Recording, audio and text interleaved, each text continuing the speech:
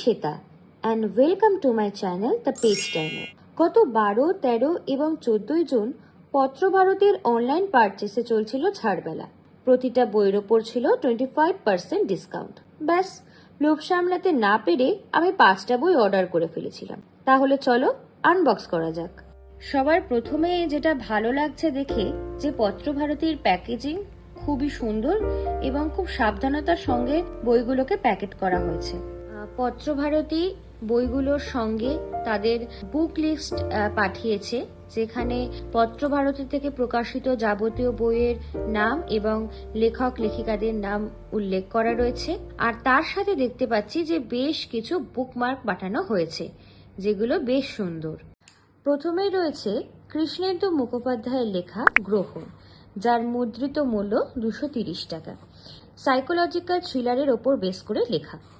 এরপর রয়েছে দেবজ্যোতি ভট্টাচার্যর লেখা ঈশ্বরপুরের প্রেমকথা, যার মুদ্রিত মূল্য 295 টাকা। এই বইটা কেনার অন্যতম কারণ হচ্ছে এর প্রচ্ছদ। এত সুন্দর প্রচ্ছদ যে খুব কমই দেখা যায়। এরপর রয়েছে অভিক দত্তের লেখা পথ হারাবো বলে, এটির মূল্য 325 টাকা। এরপর রয়েছে সায়ক আমনের লেখা ঘুমঘাট, যার মুদ্রিত মূল্য 415 টাকা।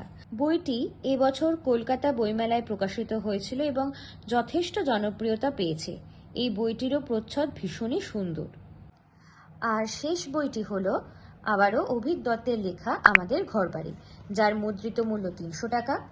এখানে মূলত দুটো উপন্যাস রয়েছে, যার একটির নাম অ্যাপার্টমেন্ট এবং অপরটি যাক যা গেছে তা যাক। তাহলে চলো এবার এই বইগুলো পড়ার পালা। বই পড়া হয়ে গেলে আমি অবশ্যই তোমাদের সঙ্গে শেয়ার করব যে আমার বইগুলো কেমন লেগেছে। আর যদি এই ভিডিওটা তোমাদের ভালো লেগে থাকে তাহলে লাইক এবং সাবস্ক্রাইব করে দিও।